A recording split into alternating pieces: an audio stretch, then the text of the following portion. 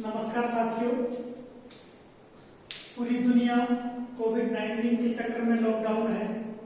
हमारा संपूर्ण भारत भी बंद है। कक्षा 12 एनसीईआरटी राजनीति विज्ञान पढ़ने का सिलसिला हमने लगातार शुरू कर रखा है। अब तक हम एक चैप्टर समाप्त कर चुके हैं। हमारा दूसरा चैप्टर चल रहा है जिसका नाम था दो ध्रुवीयता का अंत या कोलैप्स ऑफ बाइपोलर सिस्टम, दो ध्रुवीयता का अंत। दूसरा चैप्टर था दो ध्रुवीयता का अंत, यानी विश्व में शीत युद्ध के समय जो दो पावर ब्लॉक बने थे, दो शक्ति के गुट बने थे, उनमें से एक शक्ति गुट का अंत हो गया जिसको हम दो ध्रुवीयता के अंत के नाम से जानते हैं। कल हमने बात की थी कि किस प्रकार सोवियत संघ 1985 के बाद गोर्बाचेव की राजनीतिक और आर्थिक नीतियों के कारण 1991 में आते आते किस प्रकार सोवियत संघ का विघटन हो गया था। आज हम उससे आगे अपना अध्ययन शुरू करेंगे। तो सबसे पहले हम देखते हैं कि सोवियत संघ के विघटन के बाद की क्या स्थिति हुई, यानी सोवियत संघ विघटन के क्या क्या परिणाम रहे। तो सबसे पहला टॉपिक हमारा यही रहेगा कि किस प्रकार विघटन के परिणाम रहे, यानी सोवियत संघ के जब विघटन हो गया तो उसके क्या क्या परिणाम रहे। यानी हमारा जो पहला टॉपिक है वो यही है कि सोवियत विघटन के क्या क्या परिणाम हुए। विघटन के परिणाम, या इसको हम कह सकते हैं कॉन्सिक्वेंस ऑफ कोलैप्स ऑफ बाइपोलरिटी, या सोवियत विघटन के क्या क्या परिणाम है। तो इसको हम टू द पॉइंट देखने की कोशिश करते हैं कि 1991 में जब सोवियत संघ का विघटन हो गया तो दुनिया ने अपने सामने क्या क्या परिणाम देखे। पहला परिणाम हमने देखा कि 1945 के बाद जो दुनिया शीत युद्ध में चल रही थी तो वो शीत युद्ध का अंत हो गया। यानी पहला परिणाम हुआ हमारा शीत युद्ध का अंत, शीत युद्ध का अंत, या जो कोल्ड वॉर चल रहा था सोवियत संघ और अमेरिका के गुटों के बीच, उसका अंत हो गया। एंड ऑफ कोल्ड वॉर, शीत युद्ध का अंत हो गया। इस शीत युद्ध के अंत के साथ ही और क्या क्या परिणाम हुए। दूसरा हम देखते हैं कि जो हमने पहले भी बात की थी कि दो शक्ति गुटों के युद्ध के साथ साथ, दो शक्ति गुटों के तनाव के साथ साथ दो विचारधाराओं में भी युद्ध चल रहा था। एक विचारधारा पूंजीवादी थी, दूसरी विचारधारा समाजवादी थी। तो इस शीत युद्ध के अंत के साथ साथ वो समाजवादी विचारधारा का भी क्या हो गया, पिछड़ गई। यानी हम देख सकते हैं कि समाजवादी विचारधारा पिछड़ गई। इसको हम देख सकते हैं समाजवादी विचारधारा, समाजवादी विचारधारा का पिछड़ना, समाजवादी विचारधारा का पिछड़ना, यानी अमेरिका और सोवियत संघ के साथ साथ, अमेरिका और सोवियत संघ के साथ साथ समाजवादी और पूंजीवादी विचारधाराओं में एक वर्चस्व का युद्ध चल रहा था कि कौन विचारधारा अच्छी है, कौन विचारधारा कमतर है। तो सोवियत संघ के विघटन के साथ साथ समाजवादी विचारधारा भी पिछड़ गई और पूंजीवादी विचारधारा आगे बढ़ने लगी। कुछ विचारक इस शीत युद्ध के अंत के साथ साथ कहते हैं कि ये इतिहास का भी अंत हो गया। जैसे फ्रांसिस फुकुयामा अपनी book end of the history 1992 में, end of the history and the last man में कहते हैं कि हिस्ट्री का भी यहाँ पर अंत हो गया। यानी समाजवादी विचारधारा की हार हो गई और पूंजीवादी विचारधारा की जीत हो गई। तो इस समाजवादी विचारधारा के पिछड़ने को विचारधारा का अंत भी कहते हैं। लेकिन हम देख सकते हैं कि सोवियत संघ विघटन का जो दूसरा प्रमुख परिणाम रहा वो समाजवादी विचारधारा का पिछड़ना रहा। तीसरा और प्रमुख एक कारण, जो तीसरा और एक प्रमुख कारण रहा, जो दुनिया में शक्ति संगठन और शक्ति का जो संबंध था, यानी हम कह सकते हैं बैलेंस ऑफ पावर जो था वो फिर से एक बार डगमगाने लगा। पहले बैलेंस ऑफ पावर सोवियत संघ और अमेरिका के बीच बना हुआ था, लेकिन इस सोवियत विघटन के बाद शक्ति का संबंध भी फिर से परिभाषित किया जाने लगा, यानी शक्ति संबंध में भी बदलाव आ गया। शक्ति संबंध में बदलाव, शक्ति संबंध में बदलाव, और जो सोवियत संघ और अमेरिका के बीच एक शक्ति के लिए जो वर्चस्व की लड़ाई चल रही थी, अब सोवियत संघ तो विघटित हो गया और अमेरिका का युग आ गया।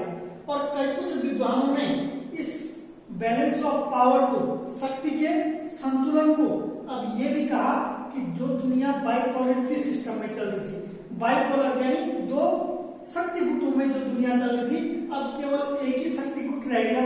और कुछ ने इसी को अमेरिका का वर्चस्व भी कहा, और कई ने ये भी कहा कि दुनिया अब यूनिपोलर हो गई है, अब दुनिया यूनिपोलर हो गई है। तीसरा प्रमुख बदलाव शीत युद्ध के अंत के बाद ये हमने विश्व राजनीति में देखा। चौथा परिवर्तन हमने देखा, नए देशों का उदय, नए देशों का उदय, नए देशों का उदय, यानी जो सोवियत संघ से विघटित होने के बाद जो देश बने, मैंने कल भी बताया था पिछले वीडियो में कि 15 देश सोवियत संघ विघटन के बाद अलग अलग हो गए थे, स्वतंत्र देश बने थे। उन देशों का भी एक नए सिरे से उदय हुआ, और वो देश कुछ नाटो की तरफ और अमेरिका की जो उदारवादी नीतियों की तरफ आकर्षित हो रहे थे। उन देशों में जिनमें मैंने कल भी बात की थी, उनमें प्रमुख बाल्टिक देश थे और पूर्वी यूरोप के प्रमुख देश थे। उन नए देशों का फिर से एक बार उदय हो गया था। तो हम देख सकते हैं कि ये काफी इंपॉर्टेंट क्वेश्चन रहता है एनसीईआरटी में और सीबीएसई उत्तराखंड बोर्ड के लिए कि सोवियत विघटन के प्रमुख परिणाम क्या क्या रहे। तो हम इन 4 प्रमुख परिणामों को सोवियत विघटन के बाद देख सकते हैं। इसके बाद जो ये नए स्वतंत्र देश उदय हुए, अब इनकी अर्थव्यवस्था में फिर से नया बदलाव आना था, क्योंकि अब तक ये समाजवादी अर्थव्यवस्था में चल रहे थे। अब इनकी अर्थव्यवस्था को नए सिरे से परिभाषित करना था, इनकी अर्थव्यवस्था को नए ढंग से फिर से स्थापित करना था। इसके लिए एक नई विशेष व्यवस्था अपनाई गई और उसी व्यवस्था को हम कहते हैं शॉक थेरेपी। कई बार क्वेश्चन पूछा जाता है शॉक थेरेपी क्या थी, इसके प्रमुख परिणाम क्या रहे। शॉक थेरेपी क्या थी, इसके प्रमुख परिणाम क्या रहे। तो स्पष्ट शब्दों में हम देखते हैं कि क्या है ये शॉक थेरेपी। हम इसको स्पष्ट करते हैं। पहले हम देखते हैं इस शॉक थेरेपी कहते किसको है, क्या अर्थ है इसका। पहले क्या देखते हैं, शॉक थेरेपी का अर्थ। शॉक थेरेपी, शॉक थेरेपी क्या है ये शॉक थेरेपी। इस शॉक थेरेपी का अर्थ है आघात के बाद उपचार करना। सामान्य अर्थ है, जैसे हमने अवरोध का अर्थ बताया था रोग और संतुलन, उसी प्रकार इस शॉक थेरेपी का भी एक शब्द में अर्थ है कि इसका अर्थ है आघात के बाद उपचार करना। क्या अर्थ है, आघात के बाद उपचार करना, आघात के बाद उपचार करना। अब इस आघात के बाद उपचार करने का मतलब क्या है, इन समाजवादी देशों पर पूंजीवादी गुट द्वारा पहले आघात किया गया, यानी चोट की गई, और जब चोट के बाद एकदम उनका विघटन हो गया, अब इनका उपचार भी करने की बात की गई। तो कैसे उपचार किया, उस उपचार के लिए IMF यानी इंटरनेशनल मॉनेटरी फंड और विश्व बैंक, इंटरनेशनल मॉनेटरी फंड और विश्व बैंक ने इन समाजवादी जो विघटन के बाद समाजवादी नए देश बने, इन दोनों संगठनों ने इन देशों की अर्थव्यवस्था को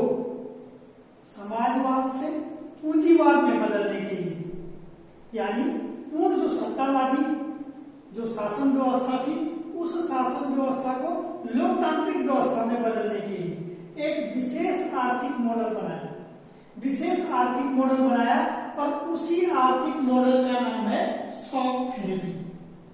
एक बार फिर से, शॉक थेरेपी का अर्थ है आघात के बाद उपचार करना। आघात के बाद उपचार क्यों? पूंजीवादी गुट द्वारा समाजवादी देशों की पर पहले आघात किया गया। क्यों? क्योंकि उनको वर्चस्व स्थापित करना था अपना। जब एक बार वो विघटित हो गए, अब उनकी अर्थव्यवस्था को समाजवादी अर्थव्यवस्था से पूंजीवादी अर्थव्यवस्था में बदलना था। उनकी व्यवस्था को पूर्ण सत्तावादी शासन व्यवस्था से लोकतांत्रिक शासन व्यवस्था में बदलना था। और इसके लिए विश्व बैंक और आईएमएफ द्वारा एक विशेष आर्थिक मॉडल अपनाया गया उस व्यवस्था को बदलने के लिए, और उसी आर्थिक मॉडल को कहते हैं शॉक थेरेपी। उसी आर्थिक मॉडल को कहते हैं हम शॉक थेरेपी।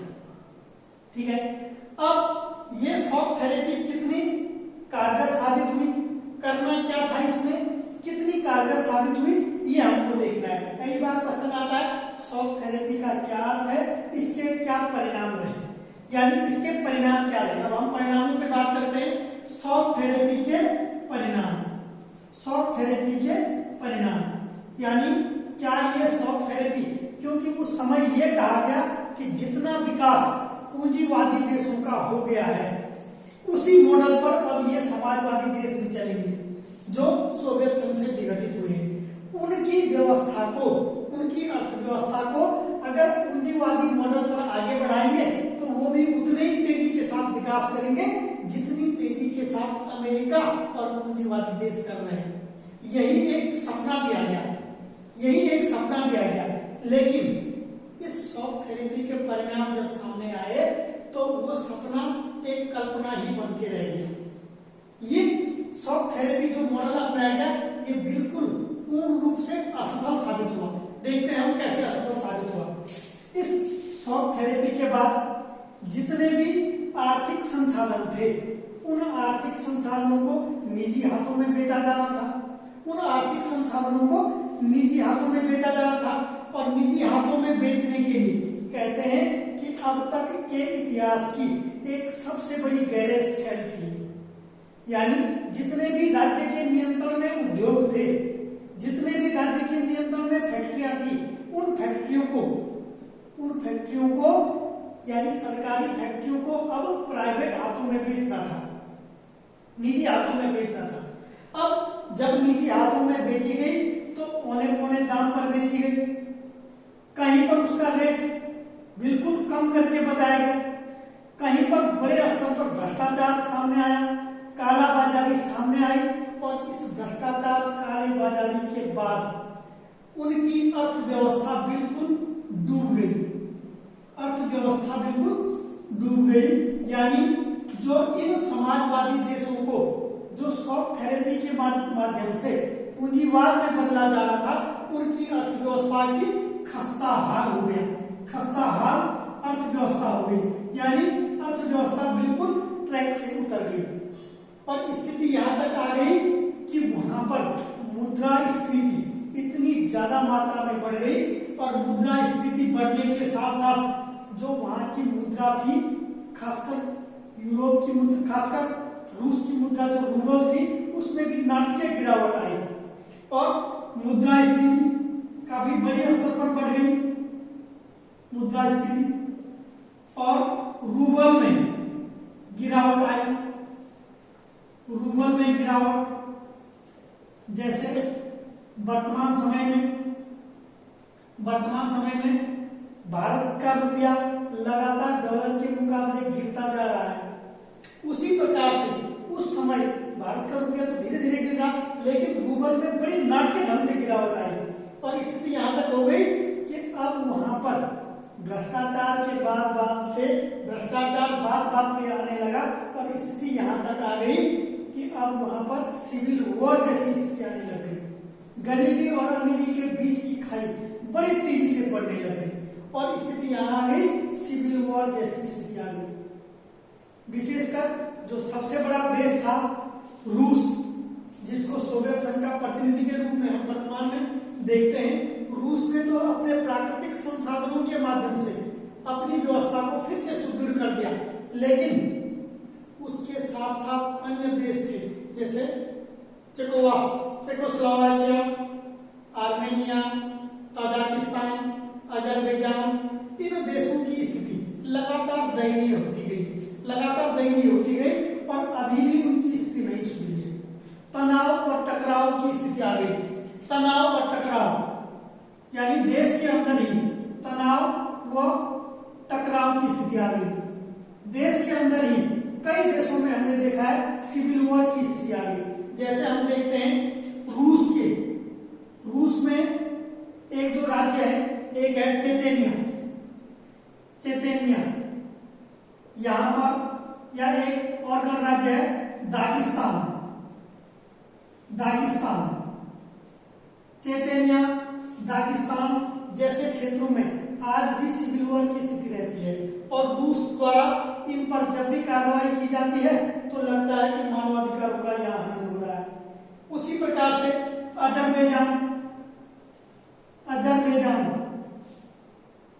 अजरबैजान के कराबाख क्षेत्र में आज भी लोग लगातार आंदोलन करते हैं कि हम आर्मेनिया के साथ मिल जाते हैं। उसी प्रकार से हम देखते हैं क्रोएशिया में कई बार सिविल वॉर की स्थिति रहती है। चेकोस्लोवाकिया, दो देशों में चेक गणराज्य अलग हो गया, स्लोवानिया अलग देश बन गया। तो हम देख सकते हैं कि इस शॉक थेरेपी के बाद न केवल वहां की अर्थव्यवस्था डूब गई थी, बल्कि आज भी गृह युद्ध की स्थिति कई देशों में बनती नजर आती है। तो ये शॉक थेरेपी जो एक विशेष आर्थिक मॉडल अपनाया गया था, इसके परिणाम किसी भी रूप में उन देशों की अर्थव्यवस्था को सुधारने के लिए नहीं मिल पाया। और 1991-92 में यानी 1990 के बाद भारत की विदेश नीति में भी लगातार परिवर्तन आ रहा था। भारत की विदेश नीति भी, अब हम लगातार उदारीकरण की तरफ बढ़ रहे थे, लिबरलाइजेशन, प्राइवेटाइजेशन और ग्लोबलाइजेशन की तरफ बढ़ रहे थे। 1991-92 में हमने भी एलपीजी की नीति शुरू की थी और जो रूस के साथ, जो सोवियत संघ के साथ भारत के संबंध थे, उन संबंधों में भी एक नया बदलाव आ रहा था। तो इसके बाद हम अगले टॉपिक में देखते हैं कि भारत और सोवियत संघ के संबंध किस प्रकार से रहे। भारत और सोवियत संघ के संबंध किस प्रकार से रहे, उन संबंधों को भी हम देखने का प्रयास करते हैं। यहाँ पर अंतिम टॉपिक हमारा यही होगा इस चैप्टर में, भारत सोवियत संघ संबंध। भारत सोवियत संबंध किस प्रकार के संबंध उस समय भारत के सोवियत संघ के साथ थे और वर्तमान रूस को भी हम कुछ इंक्लूड करने का प्रयास करेंगे। तो हम भारत और सोवियत संघ के संबंधों को मुख्य अलग अलग भागों में बांट सकते हैं।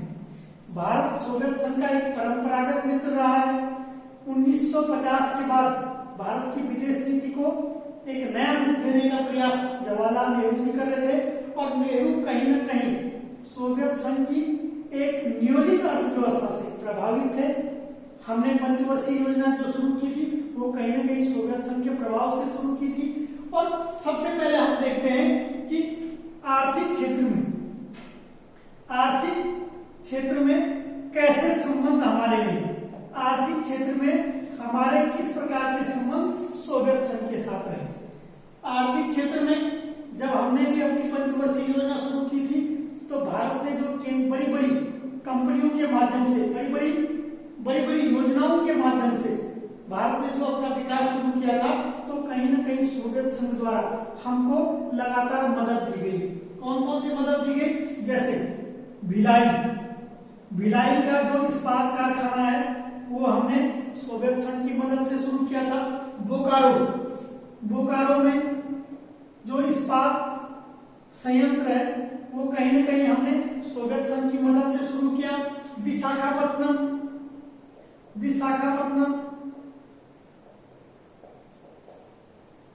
विशाखापट्टनम में भी ये 3 जो इस्पात संयंत्र हैं, हमने ये आर्थिक रूप से सोवियत संघ के मदद से ही शुरू की थी। कई बार क्वेश्चन पूछा गया है कि सोवियत संघ की सहायता से भारत में स्थापित होने वाले इस्पात संयंत्रों के नाम लिखो, तो कौन कौन है? भिलाई, बोकारो और विशाखापट्टनम। इसके अलावा जो भेल के रूप से हम जो आर्थिक विकास शुरू करते हैं, वो आर्थिक विकास भी कहीं न कहीं हमारा सोवियत संघ से ही प्रभावित है। इसके बाद हम देखते हैं राजनीतिक संबंध हमारे कैसे रहे। राजनीतिक संबंध सोवियत संघ के साथ हमारे कैसे राजनीतिक संबंध रहे? जैसा कि हम जानते हैं कि 1971 में 1971 में भारत और सोवियत संघ के भारत सोवियत संघ का पुराना परंपरागत मित्र रहा है। 1971 में भारत ने जो सोवियत संघ के साथ 20 वर्षों की मैत्री संधि की थी, इसी संधि के बाद यूएनओ में भारत का लगातार समर्थन सोवियत संघ की तरफ से मिलता रहा है। यानी सोवियत संघ भारत का एक अनन्य मित्र के रूप में लगातार यूएनओ में भारत का समर्थन करता है। जम्मू कश्मीर की नीति पर लगातार यूएनओ में भारत का पक्ष सोवियत संघ द्वारा रखा गया। इसके अलावा हम देखते हैं सैन्य संबंध। सैन्य रूप में कैसे संबंध सोवियत संघ के साथ हमारे रहे? सैन्य संबंधों में हम देख सकते हैं कि भारत में जितने भी हथियार हैं, जितने भी युद्ध के विमान, मिसाइल, जितनी भी युद्ध संबंधी टेक्नोलॉजी है, कहीं न कहीं हम सोवियत संघ द्वारा ही उनकी खरीदारी करते हैं। यानी सैन्य रूप में भी कहीं न कहीं सोवियत संघ और भारत के संबंध लगातार मजबूत थे और आज भी उन्हीं संबंधों की बुनियाद पर भारत और रूस के साथ हमारे संबंध हैं। इसके अलावा चौथा हम एक सांस्कृतिक रूप में भी देख सकते हैं सांस्कृतिक संबंध भी हमारे सोवियत संघ के साथ लगातार मजबूत रहे। शीत युद्ध के समय कई हिंदी फिल्में सोवियत संघ में चलती थी, आज भी चलती हैं। भारत के कई कलाकार, कई लेखक लगातार सोवियत संघ के साथ अपने मधुर संबंध बनाए रखते थे और सोवियत संघ की यात्रा भी करते थे। इन संबंधों के साथ साथ हम देख सकते हैं कि वर्तमान में जो सोवियत संघ का एक उत्तराधिकारी है, सबसे बड़ा देश रूस जो है, रूस के साथ भी भारत इन संबंधों की बुनियाद पर ही अपने संबंध स्थापित करते हैं। भारत के लगातार द्विपक्षीय संबंध हमारे रूस के साथ अभी भी बने हुए हैं, लेकिन 1991-92 के बाद विश्व की राजनीति में भी परिवर्तन आ रहा था, जब सोवियत का विघटन हो रहा था, और भारत की विदेश नीति में भी परिवर्तन आ रहा था, जब भारत अपनी विदेश नीति को जो समाजवादी ढांचे से, जो आर्थिक संरक्षण के ढांचे से हम उदारवाद की तरफ बढ़ रहे थे। तो उसी उदारवाद की तरफ बढ़ते हुए भारत ने अपनी विदेश नीति को भी सोवियत संघ की तरफ, अब अमेरिका की तरफ झुका दिया है। तो दो ध्रुवीयता के अंत में हम इसी चैप्टर को यहीं तक देखेंगे। यही इसका सार था। हम लगातार प्रयास कर रहे हैं कि कक्षा 12 राजनीति विज्ञान की एनसीईआरटी बुक का टू द पॉइंट हम अध्ययन करें। हमारा प्रयास है उत्तराखंड के प्रत्येक कक्षा 12 के प्रत्येक छात्र तक हमारे वीडियो पहुंचे, फेसबुक के माध्यम से, व्हाट्सएप के माध्यम से और यूट्यूब के माध्यम से हम लगातार इनको पहुंचाने का प्रयास कर रहे हैं। मेरा प्रत्येक से निवेदन है कि इन वीडियो के माध्यम से हम प्रत्येक छात्र छात्रा तक पहुंचने का प्रयास करेंगे।